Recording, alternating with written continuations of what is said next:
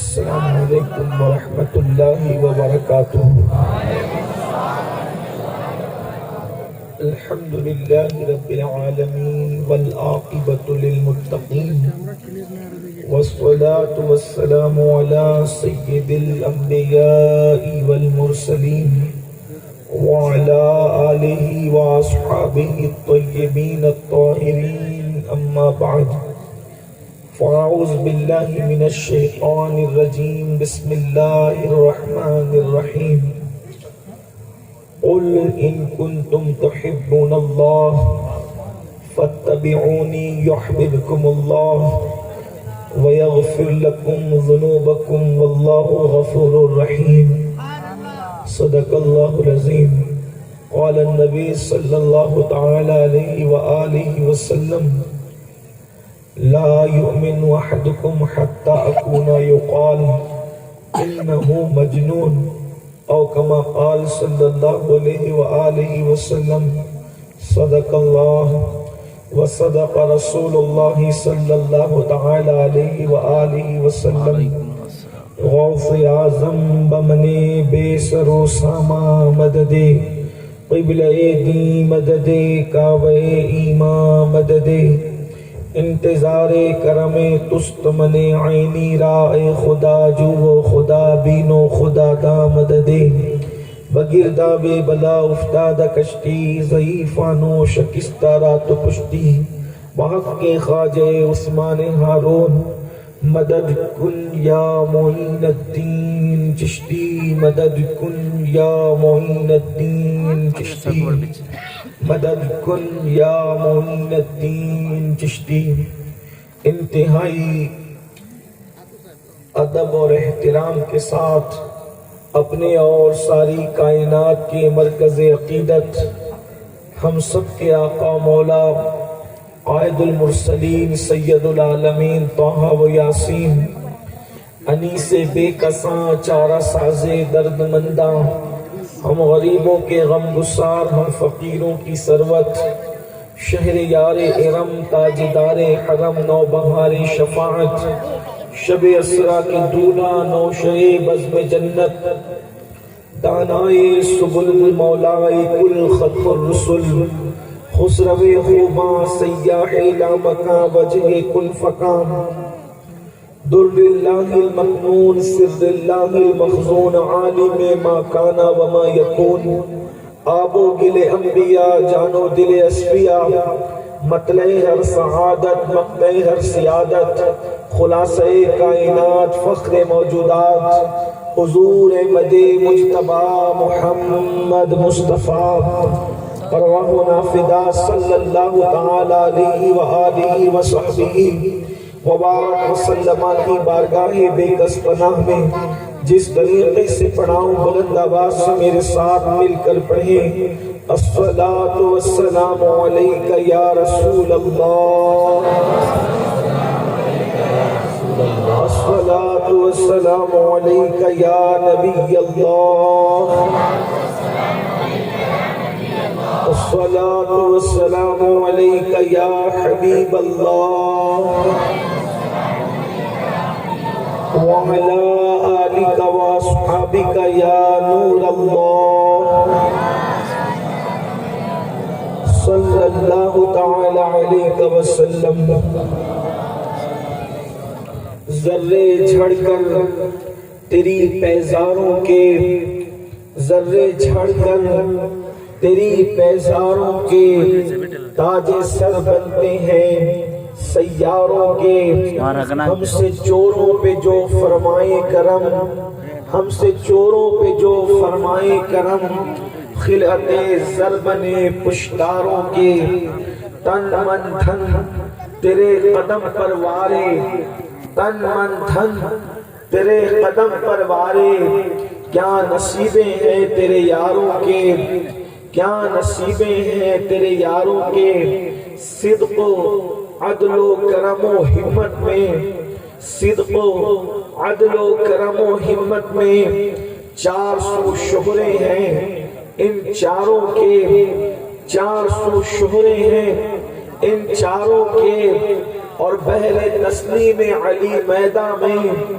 بہر تسلیم علی میدان میں سر جھکے رہتے ہیں تلواروں کے، سر جھکے رہتے ہیں تلواروں کے، اور کیسے آقاؤں کا بندہ ہوں رضا، کیسے آقاؤں کا بندہ ہوں رضا، بول بالے میری سرکاروں کے، بول بالے میری سرکاروں کے۔ آج کی یہ محفل افضل البشر بعد الانبیاء بالتحقیق اصدق الصادقین سید المتقین سیدنا ابو بکر صدیق رضی اللہ تبارک و تعالی عنہ کی بارگاہ میں خراج عقیدت پیش کرنے کے لیے اور عقائد و اعمال کی اصلاح کے لیے منعقد کی گئی ہے۔ اللہ رب العزت ہم سب کی حاضری کو شرف قبولیت عطا فرمائے، اور جو آیہ کریمہ اور حدیث مبارکہ پڑھی گئی ہے اس کے متعلق پڑھنے والے کو حق کہنے اور سننے والوں کو حق سن کر اس پر عمل کرنے اور اسے عام کرنے کی توفیق عطا فرمائے۔ ہندوستان کی سرزمین پر ہم رہتے ہیں اور الحمدللہ ہم مسلمان ہیں۔ اس وقت پوری دنیا کو اس بات کی فکر ہے، پوری دنیا کو اس بات کی ضرورت ہے کہ دنیا کا انسان یہ چاہتا ہے کہ اس کو کوئی ایسا لاہ عمل مل جائے، اسے کوئی ایسا لاہ عمل نصیب ہو جائے جس کی بنیاد پر وہ ترقی کی راہوں پر گامزن ہو سکے، وہ کامیابی کی راہ پر گامزن ہو سکے، دنیا کی کوئی طاقت ترقی میں رکاوٹ نہ بن سکے۔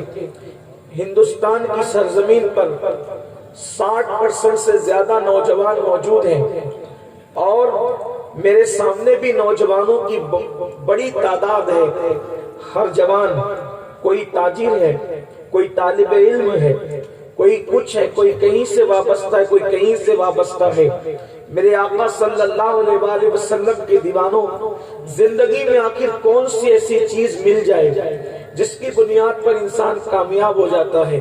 تو بہت طویل کوئی گفتگو کرنے کی بجائے اختصار سے کام لیتے ہوئے عرض کروں، ایک بات ہمیشہ یاد رکھنا، ایجوکیشن کی اہمیت اپنی جگہ ہے، علم کی اہمیت اپنی جگہ ہے، دولت کی اہمیت اپنی جگہ ہے، عبادتوں کی اہمیت اپنی جگہ ہے، حسن و نسب سب چیزوں کی اہمیت اپنی جگہ ہے، لیکن ان سب کے ہونے کے باوجود بھی آپ کے پاس علم ہے، آپ کے پاس نسب ہے، آپ کے پاس دولت ہے، آپ کے پاس خوبصورتی ہے، آپ کے پاس دنیا کی ہر نعمت ہے، لیکن کوئی گارنٹی نہیں ہے کہ آپ کامیاب ہوں گے۔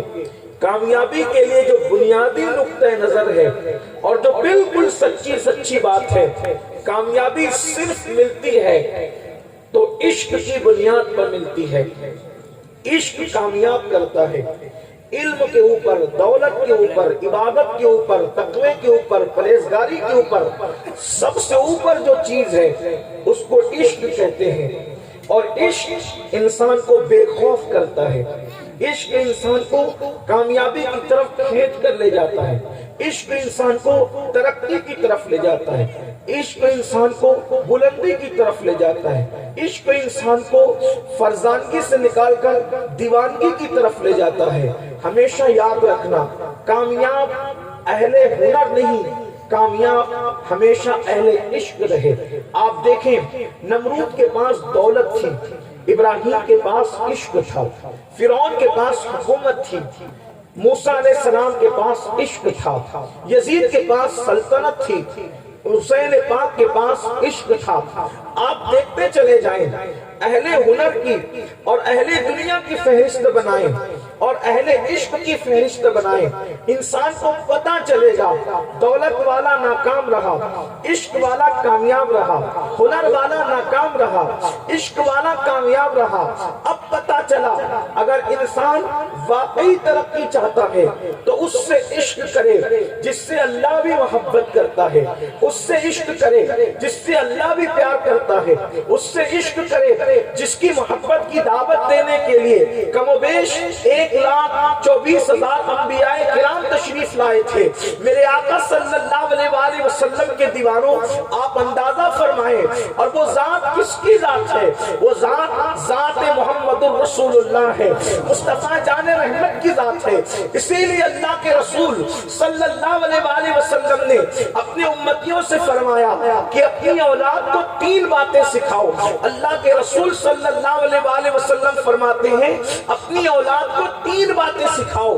نمبر 1 اپنے نبی کی محبت، نمبر 2 اپنے نبی کی اولاد کی اہل بیت کی محبت، اور نمبر 3 انہیں قرآن کی تعلیم دو۔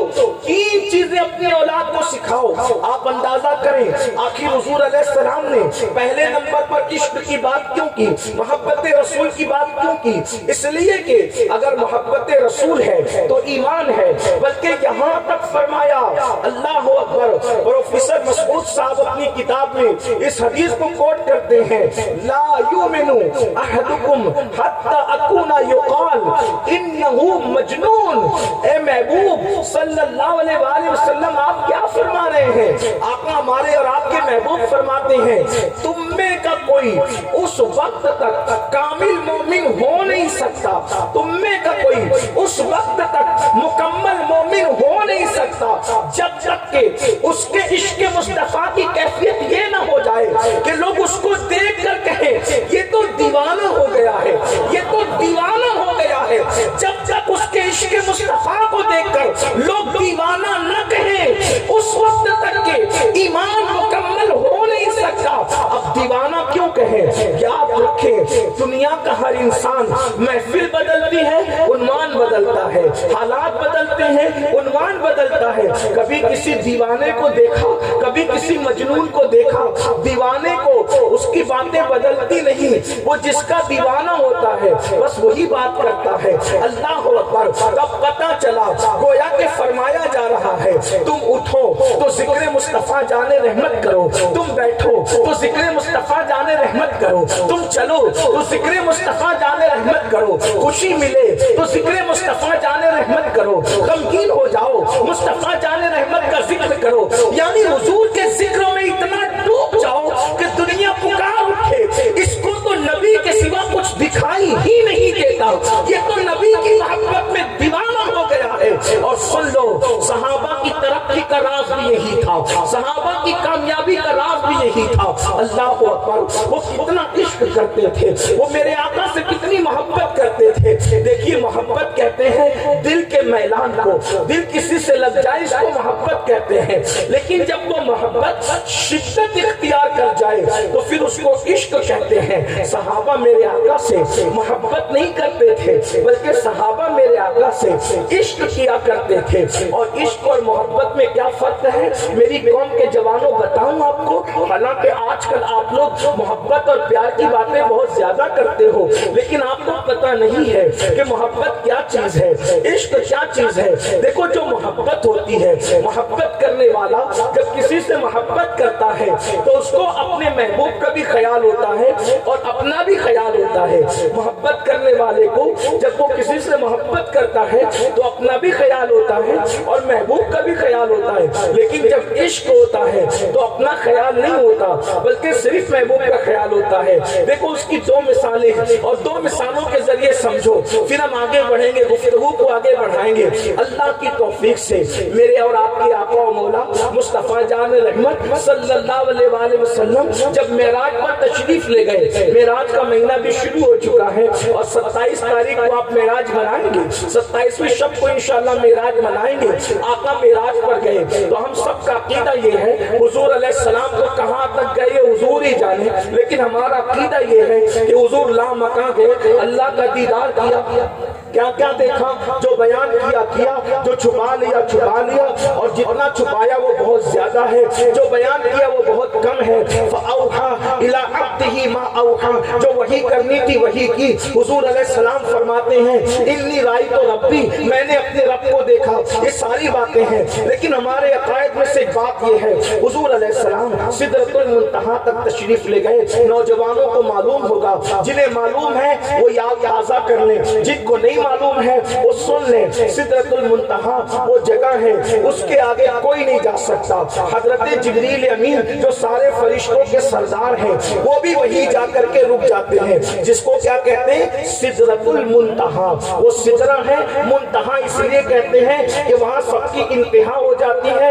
وہاں سب کا اینڈ ہو جاتا ہے. اب وہاں سے فرشتہ بھی آگے نہیں جاتا. لیکن جب معراج کی شب آئی تو میرے اور آپ کے آقا آمنہ کے لال عبداللہ کے لقب جگر مصطفیٰ جان رحمت صلی اللہ علیہ وآلہ وسلم سدرہ پر گئے, سدرہ پر رکے, اور رکنے کے بعد جو جبریل حضور علیہ السلام کو لینے کے لیے آئے تھے, اب میرے آقا وہاں سے آگے بڑھے تو بڑھتے ہوئے سرکار نے جبریل سے کہا جبریل چلو ہمارے ساتھ. تو جبریل نے عرض کیا نہیں یا رسول اللہ, نہیں یا رسول اللہ, اگر میں آگے بڑھوں گا, اگر میں آگے بڑھوں گا تو رب تبارک و تعالیٰ کی تجلی سے میں جل جاؤں گا, میرے پر جل جائیں گے, اس لیے میں آگے نہیں بڑھ سکتا. جبریل وہاں پر رک گئے اور حضور علیہ الصلوۃ والتسلیم کو انہوں نے عرض کیا کہ میں نہیں آ سکتا. آپ اندازہ فرمائیں, یہ جبریل ہے, فرشتہ ہے. اصل میں فرشتوں کے پاس دل نہیں ہے, قلب نہیں ہے. اور یاد رکھنا, قلب جس کے پاس ہے وہ صرف حضرت انسان ہے. اسی لیے کوئی مخلوق عشق نہیں کر سکتی, عشق کرنا یہ صرف انسان کا کام ہے. تو جبریل علیہ السلام چونکہ نوری مخلوق ہے, وہاں دل نہیں تھا تو وہاں عشق نہیں تھا, وہاں محبت تھی. حالانکہ ہماری طرح بھی نہیں, وہ تو حضرت جبریل علیہ السلام کی ملکوتی محبت تھی, یہ جبریل کی محبت تھی. تو محبت میں اپنا بھی خیال ہوتا ہے اور اپنے محبوب کا بھی خیال ہوتا ہے. دیکھو اپنا خیال کیا کہ نہیں کیا, میں جل جاؤں گا, یہ خیال کیا کہ نہیں کیا, میں جل جاؤں گا. یہ کیا تھی, یہ محبت تھی. لیکن اب آئیے عشق کا منظر دیکھنا ہے تو عشق کا منظر دیکھ لیجئے. اللہ اکبر, نار نمرود بھڑک رہی ہے, اتنی بھڑک چکی ہے کہ منجنیق کے ذریعے سے ڈالا جانے والا ہے. اللہ اکبر. اس وقت یہی جبریل آ کر کے حضرت ابراہیم سے کہتے ہیں ابراہیم کوئی حاجت ہو تو بیان کرو. فرماتے ابراہیم علیہ السلام تم سے مجھے کوئی حاجت نہیں ہے, میری حاجت تو اللہ سے ہے. اچھا اللہ ہی سے بیان کرو, میں وہاں جاتا ہوں جہاں کوئی نہیں جا سکتا, میں اپنی حاجت پیش کروں گا. فرمایا جس سے حاجت ہے وہ حاجت کو بہتر جانتا ہے. اللہ اللہ اندازہ فرمائے وہاں محبت ہے اور جلنے سے اپنے آپ کو بچانے کے لیے روکا جا رہا ہے. اور یہاں عشق ہے اور عشق والے کو انتظار ہے کہ ادھر گنجنی چلائی جائے اور یار کی محبت میں ہمیں اپنے آپ کو جلا دوں. اس لیے کہ جب عشق ہوتا ہے عشق تو پھر عاشق اپنی پرواہ نہیں کرتا, وہ تو یار کی رضا کو دیکھتا ہے. اقبال اسی کو کہتے ہیں بے قدر کود پڑا آتش نمرود میں عشق, بے قدر کود پڑا آتش نمرود میں عشق. عقل ہے محو تماشائے لبے بام ابھی, عقل ہے محو تماشائے لبے بام ابھی. انسان کی اشرف المخلوقات ہونے کا راز یہ ہے کہ اللہ اکبر, اللہ نے انسان کو دل عطا کیا اور یہی دل ہے جو عشق کرنا جانتا ہے, محبت کرنا جانتا ہے. میرے آقا علیہ السلام کے دیوانوں, وہ عرب کے بوریا نشین جو نفق نمک اور کافور میں فرق نہیں کر پاتے تھے, اگر وہ کیسر و کسرا کے تاجدار بنے ہیں تو ان کے عشق رسول نے ان کو کیسر و کسرا کا تاجدار بنایا ہے. گمنامی سے نکل کر اگر وہ نیک نامی کی طرف گئے ہیں تو عشق مصطفیٰ کی وجہ سے گئے ہیں. آسمان ہدایت کے تارے بنے ہیں عشق مصطفیٰ کی وجہ سے. ہر صحابی کا اگر الگ الگ عشق بیان کیا جائے تو اس کے لیے کئی راتیں کم پڑے. لیکن آج جس ہستی کا ذکر ہے وہ حضرت سیدنا ابو بکر صدیق ہے, امت کا سب سے بڑا عاشق رسول, امت کا سب سے بڑا عاشق رسول, صحابہ کا امام, افضل البشر بعد الانبیاء کی تحقیق سیدنا ابو بکر صدیق. اب ذرا دیکھو صدیق اکبر پیغمبر کا عشق رسول کیا ہے، میں اپنے نوجوانوں کی خصوصی توجہ چاہتا ہوں۔ بڑی معذرت کے ساتھ ہمارے پاس کلمہ رہا، ہمارے پاس قرآن رہا، ہمارے پاس مسجدیں رہی، ہمارے پاس مینار رہے، ہمارے پاس تقریریں رہی، ہمارے پاس کانفرنسیں رہی، ہمارے پاس خطابت رہی، ہمارے پاس عبادت رہی، لیکن وہ عشق ہمارے پاس آج موجود نہیں ہے۔ اور یاد رکھنا، مسلمانوں کی ذلت کا سب سے بڑا سبب وہی ہے کہ جیسا عشق صحابہ کرتے تھے وہ عشق آج ہماری زندگی میں نہیں، جیسی محبت صحابہ کرتے تھے ویسی محبت ہمارے دلوں میں نہیں، جیسی محبت اہل بیت کرتے تھے ویسی محبت ہمارے دلوں میں نہیں۔ بہت دیر تک آپ کو امتحان میں نہیں رکھیں گے، لیکن خصوصی توجہ، آپ کوئی خطیب سے خطاب نہیں سن رہے ہیں، میں کوئی خطیب نہیں، میں کوئی ادیب نہیں، صرف ایک دل جلا آپ کا خادم بارگاہ غوثیت کا سگے بے ہنر، بس آپ کے دلوں پر دستک دینے کے لیے آیا ہوں۔ آؤ اے بھٹکے ہوئے آہو، چلو صحرائے مدینہ کی طرف بڑھتے ہیں، در در کی ٹھوکریں کھانے والوں، آؤ ان قدموں میں پناہ لیتے ہیں جن قدموں میں پناہ لینے والا کبھی رسوا نہیں ہوتا، آؤ اس کا دامن پکڑتے ہیں جو کبھی جھڑکتا نہیں، آؤ اس سے مضبوط رشتہ کرتے ہیں جس سے ادنا رشتہ جوڑ لے تو اعلیٰ ہو جائے، گمنام رشتہ جوڑ لے تو نیک نام ہو جائے، بدنام رشتہ جوڑ لے تو نیک نام ہو جائے، گمنام رشتہ جوڑ لے تو نامور ہو جائے۔ آؤ جس کا عشق انسان کو اتنا بلند کرتا ہے کہ بلال حبشی جیسی شخصیت کعبۃ اللہ کے چھت پر اگر نظر آتی ہے، بلال اوپر ہے اور بلال کے قدموں کے نیچے کعبے کی چھت ہے، یہ مقام جو بلال کو مل گیا ہے تو عشق مصطفیٰ کی بنیاد پر ملتا ہے۔ اللہ اکبر، آج سب رہا، عشق مصطفیٰ نہ رہا، آج سب رہا، محبت رسول نہ رہی۔ اور یاد رکھنا، یہ اسلام دشمن طاقتوں کی سازشیں ہیں، یہ فاقہ کش کہ موت سے ڈرتا نہیں ذرا، روح محمد اس کے بدن سے نکال دو، فکر عرب کو دے کر فرنگی تخیلات، اسلام کو اسلام کو حجاز و یمن سے نکال دو۔ دنیا چاہتی تھی کہ مسلم جوانوں کے سینوں سے عشق مصطفیٰ نکل جائے، وہ تڑپنا، وہ بلکنا، وہ آہیں بھرنا، وہ نبی کے لیے رونا، وہ آہو بکا کرنا۔ ہاں، ذکر مصطفیٰ، مسلمان نبی کا ذکر اتنی کثرت سے کرتا تھا، اگر بچے کا ختنہ ہوتا تو بھی نبی کی محفل سجتی تھی، اگر شادی کی محفل ہوتی تو بھی نبی کی محفل سجتی تھی، اگر میت کی محفل ہوتی تو بھی نبی کا ذکر ہوتا تھا۔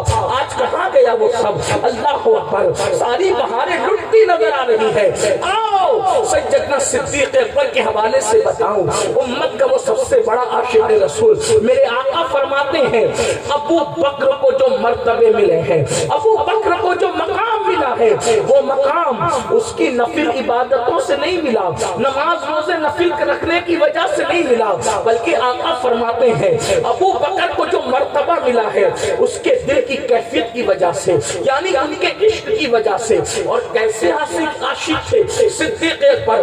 آئیے اب ذرا ان اوراق کو پلٹتے ہیں۔ آج ہم رسول اللہ کا ذکر کرتے ہیں، لیکن حضور کا ذکر کرنے سے ہمیں عزت ملتی ہے۔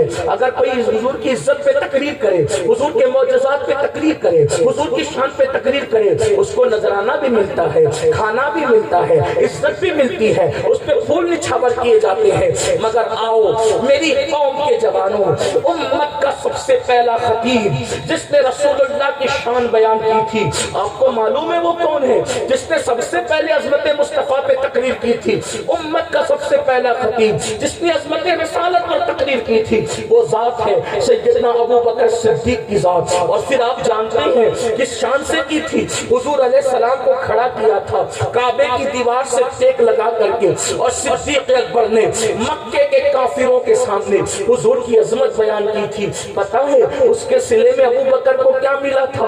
اللہ اکبر، میرے آقا کی شان جب صدیق اکبر نے بیان کی تو چاروں طرف سے مکے کے کافر ابو بکر صدیق پہ ٹوٹ پڑے تھے، اور اتنا مارا تھا کہ مارتے مارتے صدیق اکبر کو زمین پہ گرا دیا تھا. اس کے باوجود بھی مار سے رکے نہیں.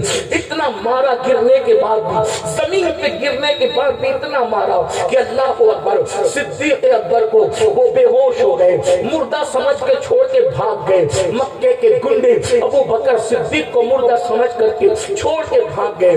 حضرت ابو بکر صدیق کے خاندان کے لوگ آتے ہیں, ابو بکر صدیق کو اٹھاتے ہیں اور اٹھا کر کے لے جاتے ہیں, لے جا کر کے چارپائی پہ لٹاتے ہیں. ان کے سرہانے اور پائٹی پر گھر کے لوگ, خاندان کے لوگ کھڑے ہو جاتے ہیں. حالانکہ ان کے گھر والے بھی ابھی مسلمان نہیں ہوئے تھے, نہ ان کی امی مسلمان ہوئی تھی, نہ ان کے ابا مسلمان ہوئے تھے. خاندان کا کوئی فرد ابو بکر صدیق کے علاوہ مسلمان نہ ہوا تھا. وہ ابو بکر صدیق کی اسلام کی محبت میں نہیں بلکہ خاندانی عصبیت کی بنیاد پر ابو بکر صدیق کی چارپائی کے پاس کھڑے ہیں اور انتظار کر رہے ہیں یا تو ان کی روح نکل جائے, روح نکلے گی تو ایک ایک سے چن چن کے بدلہ لیں گے, اور اگر ان کو ہوش آ گیا تو پھر انہی سے پوچھیں گے بتاؤ کیا کرنا ہے, تو یہ بتائیں گے, پھر جیسا کہیں گے اس پر عمل ہوگا. یاد رکھیں, ایک دن گزرا, 2 دن گزرا, 3 دن کے بعد ابو بکر صدیق کو ہوش آیا. صدیق اکبر کو 3 دن کے بعد ہوش آیا,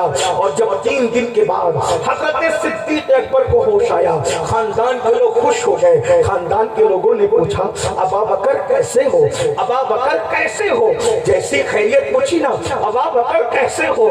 اللہ اکبر, صدیق اکبر کا جواب کیا ہونا چاہیے تھا, بیمار ہوں, درد ہے یا اچھا ہوں, جو بھی, لیکن صدیق اکبر نے پلٹ کر کہا پہلے یہ بتاؤ میرے محبوب کیسے ہیں, پہلے یہ بتاؤ میرے آقا کیسے ہیں, پہلے یہ بتاؤ مصطفیٰ جان رحمت کیسے ہیں. اور کہتے ہیں میرا آقا سلامت ہے تو میرا سب کچھ سلامت ہے, وہ سلامت ہے تو مجھے کوئی درد نہیں, مجھے کوئی تکلیف نہیں. میرے امام اسی مضمون کو بڑے خوبصورت پیرائے بیان کرتے ہیں, کہتے جان ہے عشق مصطفیٰ روز فضو کرے خدا, جس کو ہو درد کا مزہ نازے دوا اٹھائے کیوں. اللہ اکبر, میرے آقا صلی اللہ علیہ وسلم کیسے ہیں.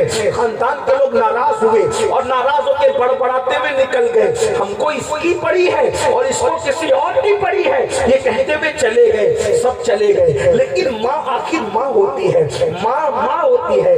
سب چلے گئے چھوڑ کر, ماں بیٹھی رہی اور سر پر ہاتھ پھیر کر کہنے لگی میرے لال تو نے 3 دن سے نہ کچھ کھایا ہے, نہ 3 دن سے کچھ پیا ہے, کچھ کھا تو لے, کچھ کھا تو لے. صدیق اکبر کہتے نہیں امی, جب تک میں اپنے آقا کی زیارت نہیں کروں گا, جب تک میں اپنے آقا کا چہرہ نہیں دیکھوں گا, اس وقت تک نہ کچھ کھاؤں گا نہ کچھ پیوں گا. ماں نے ضد کی بیٹا تھوڑا سا دودھ پی لو, تو صدیق اکبر کہتے ہیں نہیں ماں, پہلے میں اپنے آقا کو دیکھوں گا, میرے سرکار کی زیارت کروں گا, مجھے بتاؤ میرے آقا کیسے ہیں. ماں نے کہا تیرے آقا کیسے مجھے نہیں پتا. تو سیدنا صدیق اکبر نے کہا جاؤ خطاب کی بیٹی ام جمیل کو بلا کر کے لاؤ. یہ ام جمیل کون ہے, یہ حضرت فاروق اعظم کی بہن ہے. ابھی فاروق اعظم بھی مسلمان نہیں ہوئے تھے, ان کی بہن کو بلا کر کے لایا. صدیق اکبر کی امی نے ام جمیل سے پوچھا ام جمیل بتاؤ نا آقا کیسے ہیں. تو ام جمیل کنکھیوں کے اشارے سے آنکھ سے کہتی ہے تمہاری امی سن رہی ہے. تو فرماتے ہیں چھوڑو انہیں, امی کوئی خطرے کی بات نہیں ہے, امی کسی کو نہیں کہے گی, بات آگے نہیں بڑھائے گی. پھر کیا تھا, ام جمیل نے کہا اللہ کے رسول دار ارقم میں موجود ہے. اب یہاں بات آگے بڑھانے سے پہلے اپنی بہنوں کی اور آپ کی بھی توجہ. مسلمانوں جانتے ہو یہ دار ارقم کیا ہے, یہ دار ارقم کیا ہے آپ کو پتا ہے.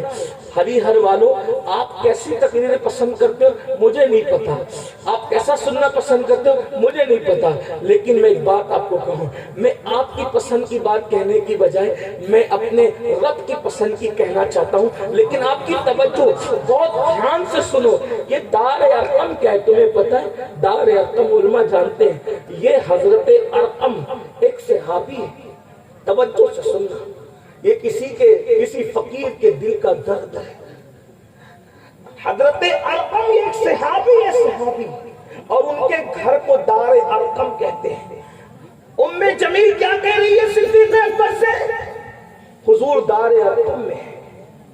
اور دار ارقم میں کیوں تھے پتہ ہے, مکے والوں نے اتنا طوفان بدتمیزی بپا کیا تھا کہ میرے اور اپنے آپ کے نبی کو، میرے اور آپ کے نبی کو ان کے خود کے گھر میں رہنے نہیں دیا.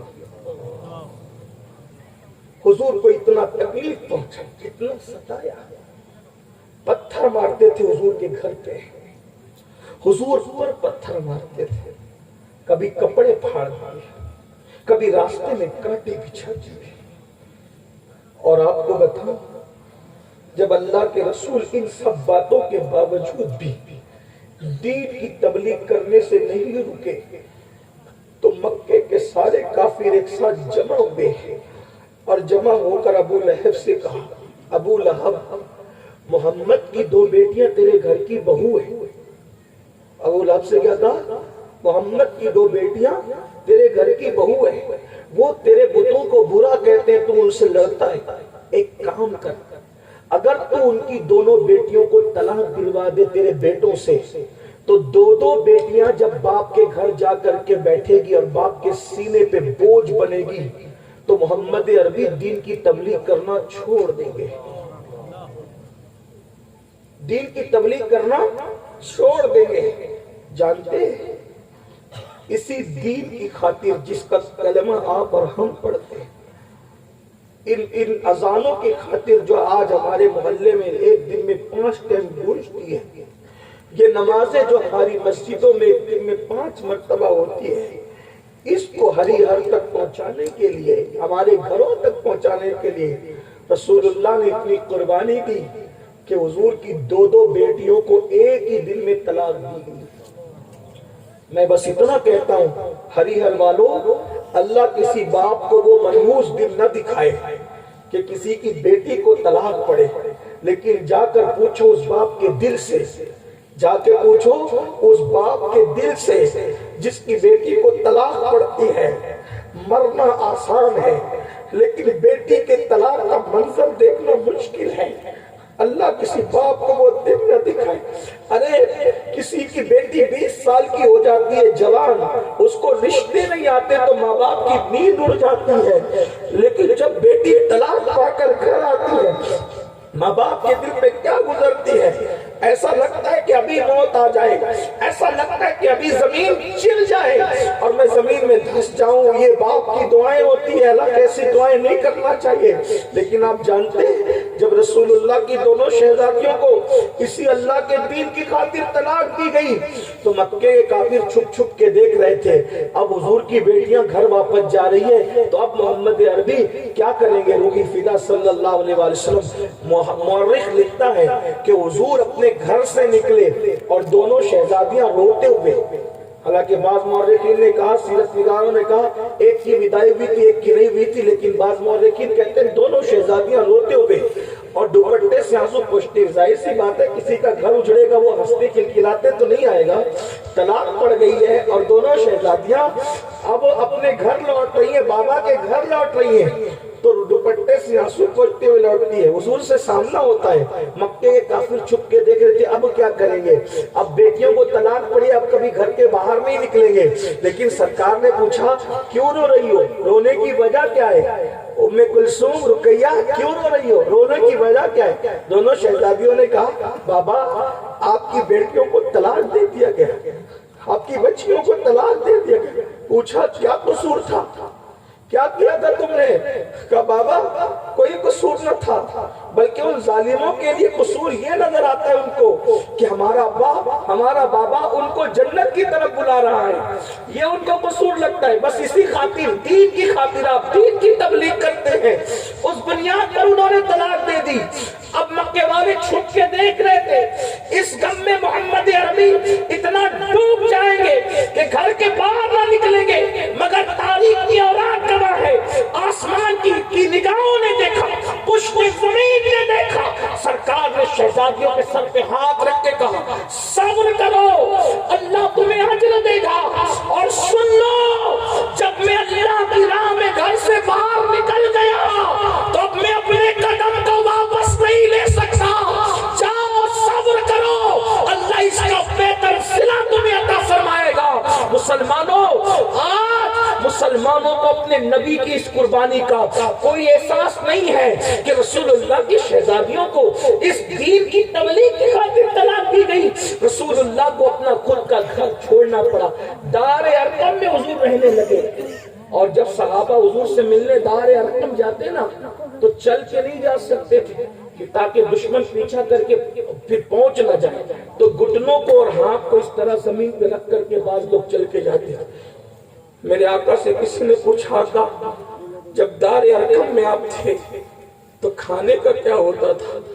تو آقا فرماتے بلال اپنے امامے میں روٹی کے سوکھے ٹکڑے لپیٹ کر یوں اس طرح سے چھپا کر کے لاتے تھے اور حضور علیہ السلام کی بارگاہ میں وہ سوکھے ٹکڑے پیش کرتے. ایک دن میں 3 بار پیٹ بھر کے کھانے والوں اور ایک دن میں 2 مرتبہ کپڑے بدل کر اللہ کے دین کو پیٹ کے پیچھے ڈال کر عشق مصطفیٰ کا دعویٰ کرنے والوں، کیا آپ کو یہ احساس نہیں ہوتا حضور کی اتنی قربانیوں کے بارے میں جب اللہ قیامت میں سوال کرے گا ہم کیا جواب دیں گے؟ باپ نے غربت اٹھا کر کے دولت جمع کی، اس کا اتنا احساس ہے ہمیں.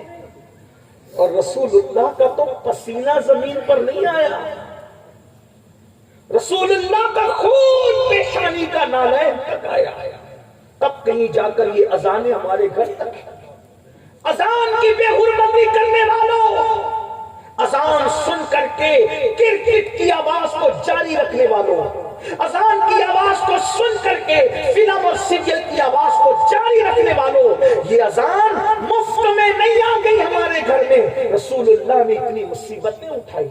نماز سے بے رغبتی برتنے والوں، مسجدوں کو ویران کرنے والوں، کیا یہی عشق مصطفیٰ ہے کہ حضور علیہ السلام نے ہمارے گھر تک نماز پہنچانے کے لیے اتنی قربانیاں دی کہ 3 مہینے تک رسول اللہ کے گھر میں چولہا نہیں جلا. 3 مہینے تک اللہ کے نبی کے گھر میں چولہا نہیں. سیرت النبی پتا ہے، آقا کی سیرت جانتے ہو، بلکہ اگر وہ اوراق الٹو تو آپ کو حیرت ہوگی، لیکن میرا عنوان آج وہ نہیں. مگر ایک بات آپ کو بتاتا ہوں. ام المومنین سیدہ عائشہ صدیقہ نے میرے آقا سے پوچھا تھا یا رسول اللہ صلی اللہ علیہ وآلہ وسلم سب سے مشکل دن آپ کی زندگی کا کون سا تھا؟ سب سے مشکل دن آپ کی زندگی کا کون سا تھا؟ تو خود ہی پوچھتے کیا احد تھا جس میں 70 صحابہ شہید ہو گئے تھے؟ آقا نے فرمایا نہیں عائشہ، میری زندگی کا مشکل دن احد نہیں تھا، بلکہ میری زندگی کا سب سے مشکل ترین جو دن ہے وہ طائف کا دن تھا. طائف کا دن، اور اس کی لمبی داستان ہے، لیکن اس کے بارے میں صرف 2 جملے کہوں گا. عقل والے اور پڑھے لکھے لوگوں کو اندازہ ہو جائے گا کتنا مشکل تھا. آقا فرماتے ہیں جب میں طائف میں پہنچا اللہ کے دین کا پیغام لے کر، طائف والوں نے انکار کیا. صرف انکار نہیں کیا بلکہ اوباش لڑکوں کو میرے پیچھے لگا دیا، اور وہ لڑکے میرے پیچھے چلاتے تھے پاگل پاگل، اس طریقے سے چلاتے تھے اور ہاتھوں میں پتھر لے کر مجھے مارتے تھے. آقا فرماتے اتنے پتھر انہوں نے مارے کہ میرا پورا جسم لہو لہان ہو گیا. اور پھر فرمایا جب خون اتنا نکل گیا کہ نالین خون سے بھر گئے. نالین حضور کی جوتیوں کو کہتے ہیں.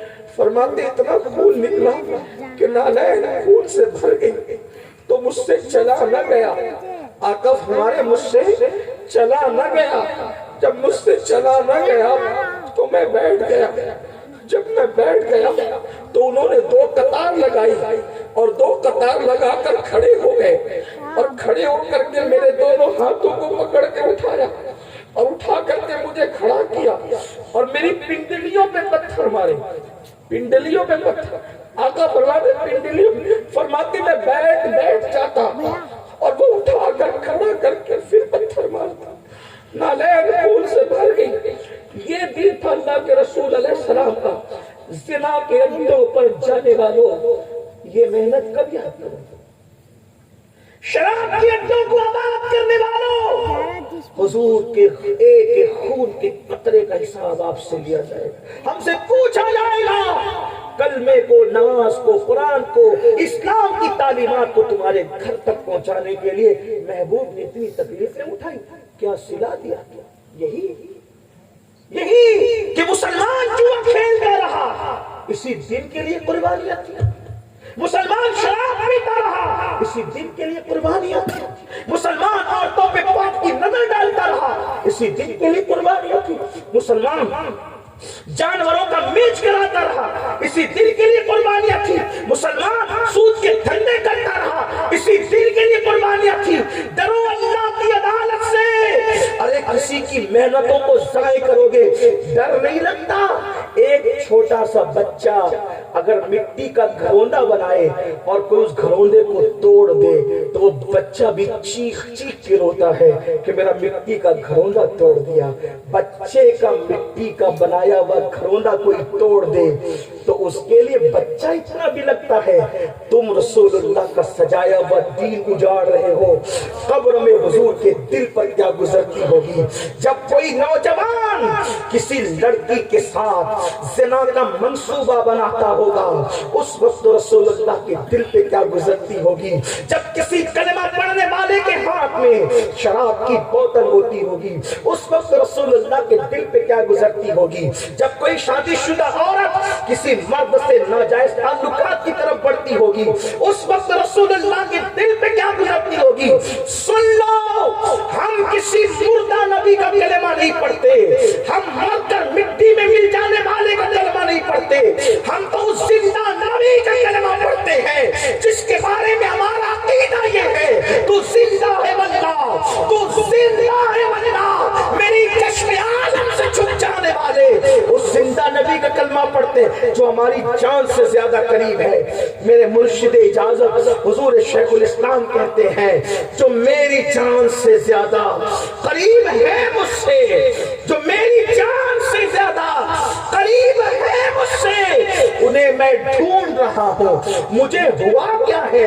جو نبی اپنی جان سے زیادہ قریب ہے، مسلمانوں وہ نبی ہمیں دیکھ نہیں رہے ہیں، ہمیں ڈر نہیں لگتا۔ اور یاد رکھنا، اللہ نے زندگی دی، اللہ نے جوانی دی، اللہ نے طاقت دی، اللہ نے دولت دی، اللہ نے حسن دیا، سب کچھ میرے اللہ نے دیا۔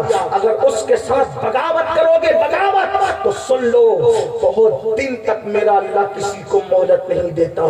بہت دن تک اپنی جوانی پر گھمنڈ کر کے خدا کی نافرمانی کرنے والوں، جانتے ہو اللہ فرماتا ہے جو اکیلے میں گناہ کرتے ہیں، اکیلے میں، وہ میرے ساتھ اعلان جنگ کرتے ہیں، اعلان جنگ کرتے اللہ کے ساتھ۔ رات کی تاریکیوں میں نرم نرم گدوں پہ لیٹ کر زنا کی فلمیں دیکھنے والوں، تم اللہ کے ساتھ اعلان جنگ کر رہے ہو۔ بیت الخلا میں بیٹھ کر اپنے ہاتھوں سے اپنی جوانی کو گٹر میں بہانے والوں، تم اللہ کے ساتھ اعلان جنگ کر رہے ہو۔ اپنے ہاتھوں سے اپنے عضو کے ساتھ زنا کرنے والوں، تم اللہ کے ساتھ اعلان جنگ کر رہے ہو۔ کسی عورت کے ساتھ ناجائز تعلقات قائم کرنے والوں، اللہ کے ساتھ اعلان جنگ کر رہے ہو۔ کبھی سوچا اوقات نہیں ہے محلے کے کارپوریٹر سے لڑ کے جیتنے کی؟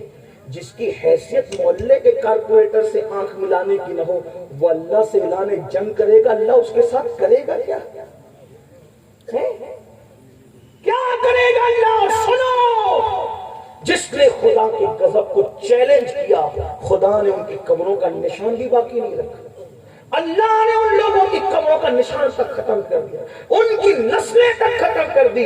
دولت تھا فرعون کو غرور اور گھمنڈ تھا اپنی دولت پر، نمرود کو ناز تھا اپنی حکومت اور سلطنت پر، وہ بھی باقی ہو گیا تھا۔ اللہ فرماتا ہے حدیث قدسی ہے، جو اکیلے میں تنہائیوں میں پاپ کرتے، جرائم کرتے، وہ میرے ساتھ اعلان جنگ کرتے۔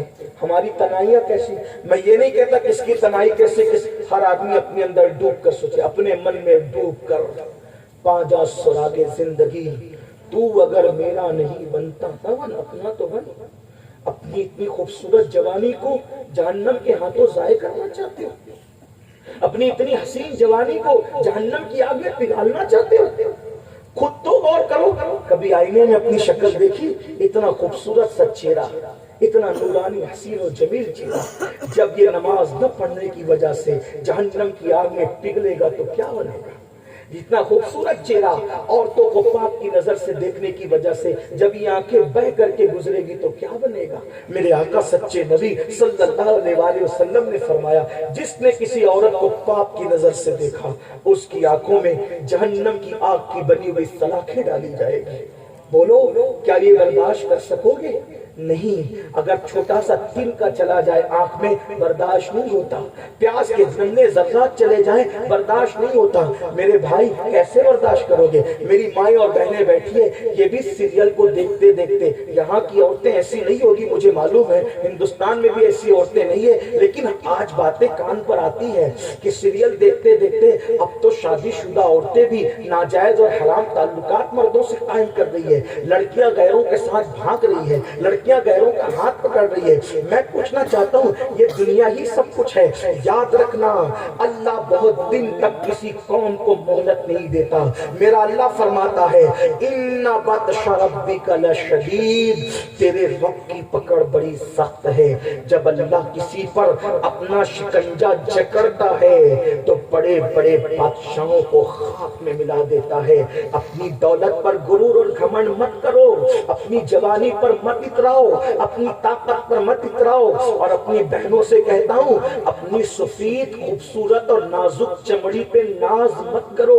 اللہ کی جہنم میں ایسا عذاب ہے، میرے آقا سچے نبی صلی اللہ علیہ وآلہ وسلم فرماتے ہیں جہنم کے اندر اگر پہاڑوں کو ڈال دیا جائے تو پہاڑ بھی پگھل جائے۔ میں سوچتا ہوں آخر کوئی آپ کو آ کر سمجھائے، اللہ کرے آپ کے دل میں بات اترے۔ میرے بھائی اور میری بہنوں، جب ہم مچھر کا ڈنک برداشت نہیں کر پاتے، چمڑی اپنی اتنی نازک ہے، ہم مئی کی گرمی برداشت نہیں کر پاتے، ہم مکھی کا ڈنک برداشت نہیں کر پاتے، بتاؤ کتنے حرام کام کر رہے ہو۔ جب اس جہنم میں ڈالے جاؤ گے جس میں پہاڑ پگھل جائیں گے، جہاں پہاڑ پگھلیں گے وہاں اپنا یہ کمزور جسم جہنم کی اس آگ کو کیسے برداشت کر سکے گا؟ جہنم کی اس وادی کو کیسے برداشت کر سکے گا؟ اور آپ جانتے ہیں آج آپ کہتے ہو نا نہیں مولانا ہمیں تو رسول اللہ بچا لیں گے، ہمیں تو آقا کے بچا لیں گے، ہمیں تو حضور بچا لیں گے، یہی سب کہہ رہے ہیں۔ یقیناً میرا عقیدہ ہے شفاعتی لأہل کبائر من امتی، واللہ میرے نبی بچا لیں گے، لیکن آپ سکے کے ایک رخ کو دیکھ رہے ہیں، دوسرا رخ آپ کو نہیں پتا ہے، یا آپ دیکھنے کی کوشش نہیں کر رہے ہیں۔ آپ جانتے ہیں آپ کہتے ہیں وہ بچا لیں گے بچا لیں گے، میں کہتا ہوں میرا ایمان ہے بچا، اور اگر وہ بچانے پر آ جائے، اگر وہ بچانے پر آ جائے تو میرا ایمان ہے ایک میں کیا میرے وسیع کی حقیقت کتنی ہے، مجھ سے 100 لاکھ کو کافی ہے اشارہ تیرا، لیکن دوسرے رخ کی طرف بھی غور کرو، وہ جہنم کی آگ جس میں پہاڑ بھی پگھل جائے۔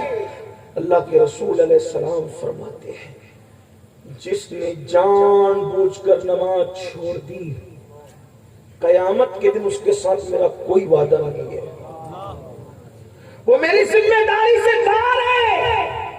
آقا فرمانے میری ذمہ داری سے باہر ہے، اس کے ساتھ میرا کوئی وعدہ، بلکہ ایک مقام پر یہ بھی فرمایا جو نماز جان بوجھ کے چھوڑ دیتا ہے اللہ اس سے اپنی رحمت کی چادر اٹھا لیتا ہے، رحمت کا ہاتھ اٹھا لیتا ہے۔ اللہ فرماتا ہے جو نماز جان بوجھ کے ترک کرے میں اس سے اپنی رحمت کا ہاتھ اٹھا لیتا ہوں۔ اب حضور فرمانے کہ میں اس سے بیزار ہوں، اللہ کے رسول فرماتے ہیں میں محمد اس سے بیزار ہوں جس نے جان بوجھ کے نماز چھوڑ دی، فرماتے ہیں اس کے ساتھ قیامت کے دن میرا کوئی وعدہ نہیں۔ سوچو مسلمانوں، آج یہ سبق آپ کہہ رہے ہو حضور بچائیں گے میرا ایمان ہے بالکل بچائیں گے، لیکن دوسری حدیث یاد نہیں کرتے، دوسری جب جنت لینے کے لیے شفاعت لینے کے لیے حضور کی بارگاہ میں پہنچو گے۔ اور ایک بات آپ کو بتاؤں، مجھ جیسے اور آپ جیسے گنہگاروں کو صرف رسول اللہ کی ضرورت نہیں ہوگی قیامت میں۔ آقا فرماتے ہیں ابراہیم خلیل اللہ بھی میری طرف دیکھیں، ابراہیم کو بھی میری احتیاج اور ضرورت ہوگی، وہ ابراہیم جنہوں نے کعبہ بنایا آقا فرماتے ہیں ان کو بھی میری ضرورت ہوگی۔ میرے امام کہتے ہیں وہ جہنم میں گیا جو مستغنی ہوا ہے خلیل اللہ کو حاجت رسول خلیل اللہ کو بھی میرے نبی کی حاجت ہوگی. مطلب کیا؟ جنت میں جانے سے پہلے حضور کے پاس سب کو دامن پھیلانا پڑے گا, سب کو جانا پڑے گا. مجھے بھی جب ابراہیم خلیل اللہ ان کی طرف احتیاج رکھیں گے تو مجھے اور آپ کو بھی جانا پڑے گا. اب تھوڑا غور کرو, تصویر کے دوسرے رخ کی طرف آؤ. پھر کہہ رہا ہوں میری تقریر نہیں ہے, یہ میرے دل کا درد ہے. کاش ہریہر والوں کسی فقیر کی بات پر آپ دھیان دے کر کے بدل جاؤ. کب تک جرم اور پاپ کرتے رہو گے؟ کب تک مسجدوں کو ویران کرتے رہو گے؟ کب تک اللہ کے غضب کو چیلنج کرتے رہو گے؟ کب تک خدا کے غضب کو دعوت دیتے رہو گے؟ اپنے سچے نبی نے فرمایا نا, سب کو میری محتاجی ہوگی, سب حضور کے پاس جائیں گے, حضور میری شفاعت کریں, حضور میری شفاعت کریں. اور حضور جس کی شفاعت کریں گے اس کا بیڑا پار ہو جائے گا. ہمیں بھی جانا پڑے گا کہ نہیں جانا پڑے گا؟ اب سوچو, داڑیاں مڈا کر گٹروں میں پھینک کر یہودی اور نصرانی اور مشرکوں کی طرح صورت بنانے والوں, اپنے موبائل کے اسکرین پر ہیرو ہیروئن کی تصویریں رکھنے والوں, اپنے فریج کے اندر شراب رکھنے والوں, موبائلوں پر 3 پتی گیم اور جوا کھیلنے والوں, رمی اور جنگلی رمی میں ڈوبنے والوں, آپ ملا سے چھپا سکتے ہو اپنے گناہوں کو, کیا مولا مصطفیٰ جان رحمت سے بھی چھپا لو گے؟ آپ ہم سے چھپا سکتے ہو, ہم سے مکاری کر سکتے, ہم آپ سے مکاری کر سکتے, حضور سے بھی کر سکو گے. جس کی نگاہ سے خدا کی ذات نہ چھپی, اس کی نگاہ سے میرا تمہارا دل چھپے گا, میرا تمہارا کردار چھپے گا. سب کو جانا ہے کہ نہیں جانا حضور کی بارگاہ میں؟ اب سنو, غور سے سنو, دل کے کانوں سے سنے. خدا کے لیے کسی کے دل میں اللہ کرے بات اتر جائے, شفاعت مانگنے گئے اور حضور نے کہہ دیا, او منافق, او جھوٹے, او دجال, میرے عشق کا دعویٰ کرتا تھا اور داڑھی منڈا کر گٹر میں پھینک کر یہودیوں کی طرح صورت بناتا تھا, کانوں میں ایئر فون لگا کر گانے سنتا تھا, مسجدوں کو ویران کرتا تھا. تجھے کیرم کلبوں کو آبادی کا وقت تھا, تجھے موبائل میں جوا کھیلنے کا وقت تھا, تجھے عورتوں کے ساتھ زنا کا وقت تھا, لیکن میری آنکھوں کی ٹھنڈک, نماز پڑھنے کے لیے تیرے پاس کوئی ٹائم نہ تھا. اور اللہ نہ کرے, اللہ نہ کرے, ان کے کرم سے تو ایسا نہیں لگتا, لیکن ان کی غیرت سے بہت ڈر لگتا ہے کہیں وہ منہ پھیر نہ لے, اور منہ پھیر کر کے یہ نہ فرمائے جا کہیں اور جا, پھر بتاؤ کیا ہوگا. دنیا کے امتحان میں کوئی ناکام ہو جائے, اس کو پھر موقع کامیاب ہونے کا. میں دعا کرتا ہوں اللہ کسی دشمن کو بھی وہ دل نہ دکھائے, اللہ کسی دشمن کو بھی, میرے تمہارے جان کے دشمن کو بھی وہ دل نہ دکھائے کہ حضور منہ پھیر لے, کیونکہ سب منہ پھیر لیں گے تو حضور کا در ہے, لیکن اگر حضور نے منہ پھیر لیا پھر کوئی نہیں بچتا. میرے امام کہتے سب نے صف محشر میں للکار دیا ہم کو, اے بے قصور کے آقا اب تیری دعائی ہے, بتاؤ مسلمانوں بتاؤ.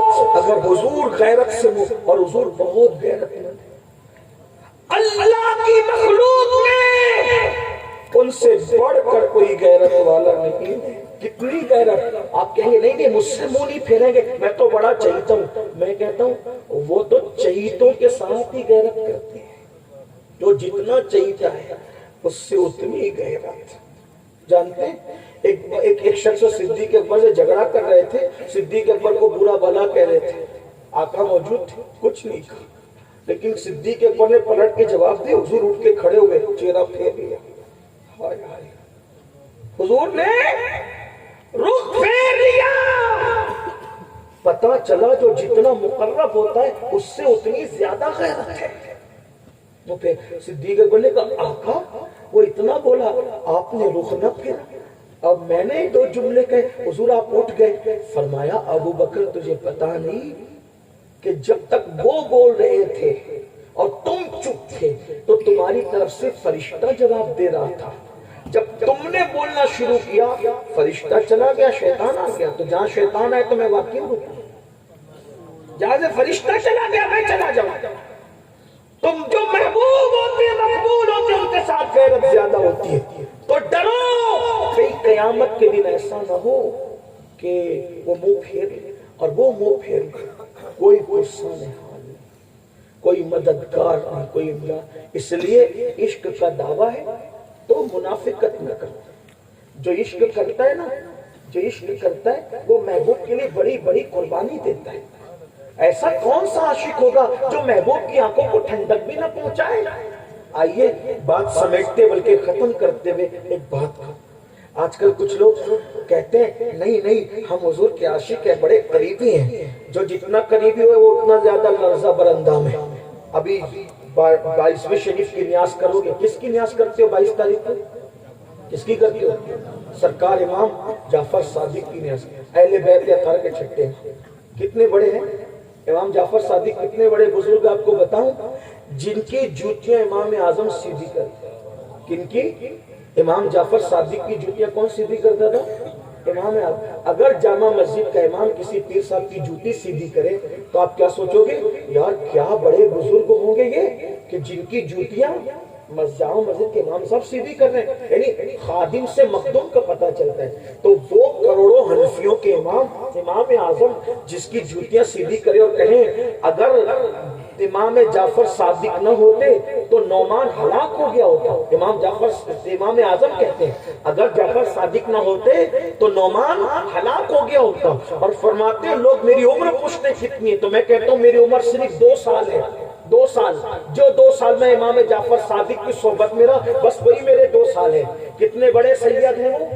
ان کے والد کا نام ہے امام محمد باقر، ان کے والد کا نام ہے امام زین العابدین، اور ان کے والد کا نام ہے مظلوم کربلا امام عرش مقام حضرت امام حسین، اور ان کے والد کا نام ہے حضرت مولا علی امام علی مرتضیٰ، جن کی آج ولادت کا دن ہے، اور وہ مولا علی جو کعبۃ اللہ شریف کے اندر پیدا ہوئے۔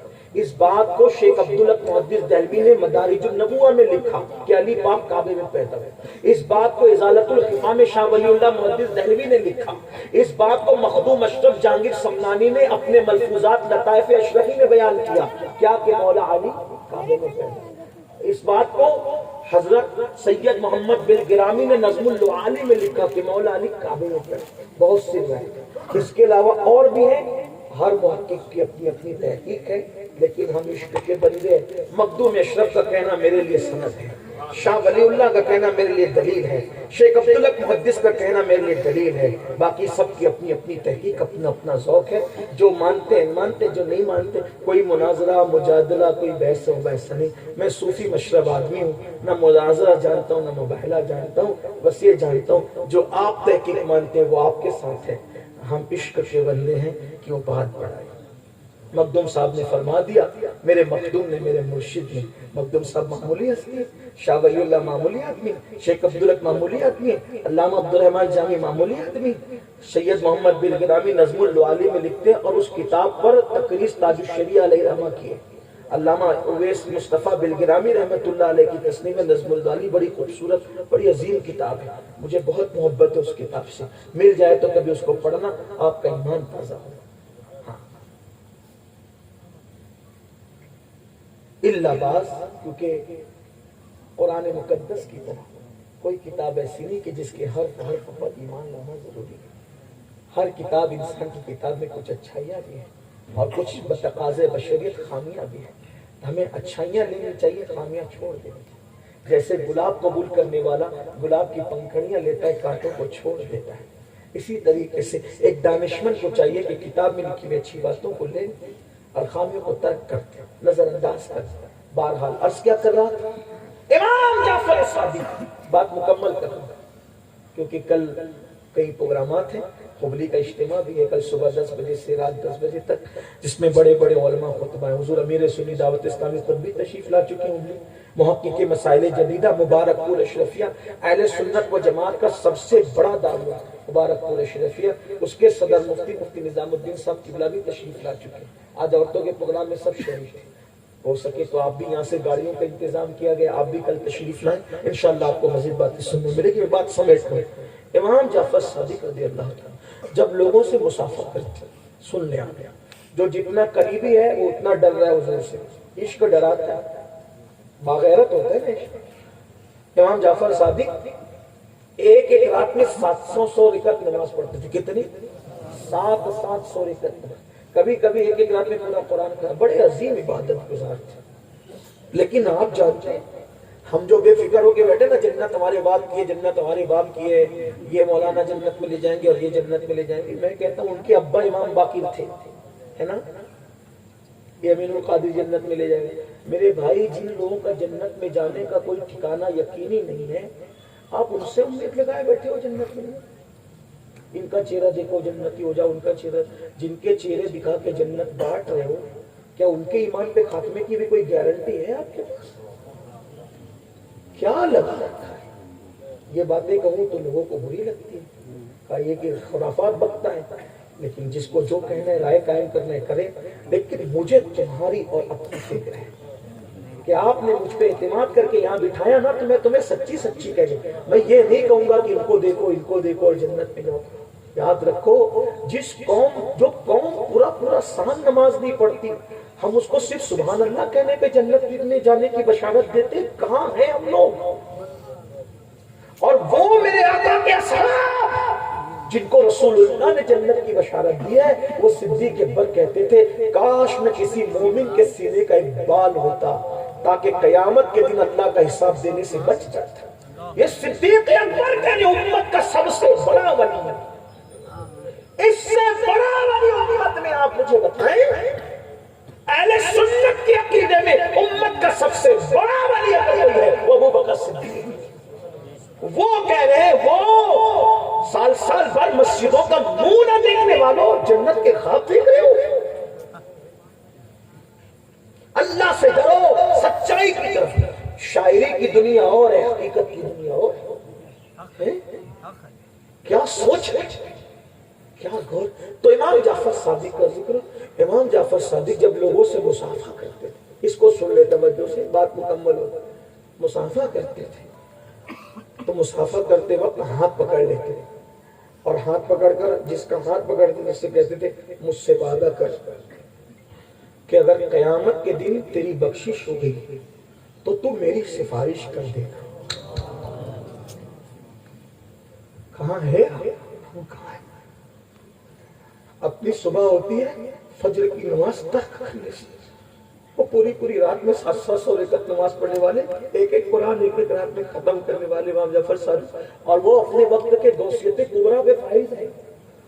غوث اعظم سے پہلے کے غوث ہو، غوث اعظم سے پہلے کے غوث ہو، خواجہ اعظم سے پہلے کے خواجہ ہو، اور کیا کہہ رہے ہیں اپنے دوستوں کو، مریدوں کو، ملنے والوں کو، قیامت کے دن اگر تیری بخشش ہو گئی وعدہ کر تو میری سفارش کرنا۔ وہ کہتے تھے حضور آپ تو سید ہیں، آپ تو، میں نے شجرہ بنایا نا، بچے کو یاد ہے نا، سنیوں کے بچے کو شجرہ یاد ہے۔ اچھا دو بات کہتے تھے، یہ بھی بات ہے، دیکھو خوف بھی ہے امید بھی، ایمان خوف اور امید کے درمیانی کیفیت ہے۔ فرماتے تھے تیری بخشش ہو گئی تو تو میری سفارش کر دینا تاکہ میری بخشش ہو جائے، اور میں وعدہ کرتا ہوں کہ اگر میری بخشش ہو گئی تو انشاءاللہ میں تیری سفارش کروں۔ مسافہ لیتے یہ کہتے تھے، تو لوگ کہتے تھے حضرت ہم کیا آپ کی سفارش کریں گے، آپ تو سید ہے نا، سید۔ فرماتے ہیں رونا تو اسی پر ہے نا کہ ہم اتنے بڑے نبی کی اولاد میں سے ہیں اور ڈرتے ہیں کہ اپنے نانا کو قیامت میں منہ کیسے دکھائیں۔ ہمارے اعمال ایسے نہیں ہے کہ ہم نبی کو اپنے نانا کو منہ دکھائیں۔ میں کہتا ہوں 700 رکعت پڑھنے والی ہستی کہہ رہی ہے کہ میں کیسے منہ دکھاؤں۔ جو دماغ کی 2 رکعت پڑھ کے بھاگ کر نکل آتے ہیں ان کو گھمنڈ ہے کہ رسول اللہ قیامت کے دن ملیں گے اور ہم حضور کے ساتھ دندناتے ہوئے جنت میں جائیں۔ اور وہ امام جعفر صادق کہتے ہیں نانا کو منہ کیسے رکھیں۔ آئیے بات ختم کرتے بات کروں، آؤ یقیناً اس مجمع میں اور اس منبر پر مجھ سے بہت اچھے لوگ موجود ہیں، آپ میں بھی ہیں، ان میں بھی ہیں، اور آج مولا علی کی ولادت کی شب ہے اور آج صدیق اکبر کا جشن بھی، دونوں نسبتیں جمع ہیں۔ میں امام جعفر صادق کی سنت پر عمل کرتے ہوئے چاہتا ہوں ہریہر والوں، میرے امام کہتے تھے، وعدہ لیتے تھے لوگوں سے کہ اگر تمہاری بخشش ہو گئی تو تم میری سفارش کرنا۔ ہریہر والوں، کیا میں امام جعفر صادق کی سنت پر عمل کرتے ہوئے اتنا حق نہیں رکھتا کہ یہ آپ سے وعدہ لے سکوں؟ بولو آپ وعدہ کرتے ہو اگر قیامت کے دن ہماری بخشش ہوئی تو تم امین القادری پر نہیں بھولو گے؟ بولو وعدہ کرتے ہو اگر اللہ نے تمہیں بخش دی تم میری سفارش کرو گے انشاءاللہ؟ ہاتھ اٹھا کر بولو کرو گے انشاءاللہ؟ السلام علیکم ورحمۃ اللہ۔